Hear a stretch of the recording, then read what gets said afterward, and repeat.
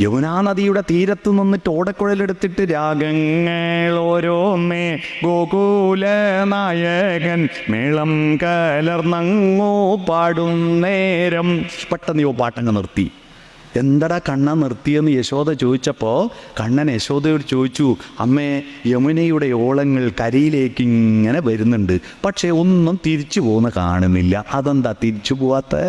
നിങ്ങളോടാ ചോദിച്ചാൽ എന്താ പറയാ? ഞാൻ തിരിച്ചു പോവാത്ത, എനിക്ക് പറ, പഠിക്കാനൊന്നുമില്ലേ എന്നാ ചോദിക്കുക. എന്നാൽ ആ യശോദ പറഞ്ഞു കൊടുത്തത്, നിന്റെ ഓടക്കുഴൽ വിളി കേട്ടിട്ട് തിരിച്ചു പോകാൻ കഴിയുന്നില്ല കണ്ണാ.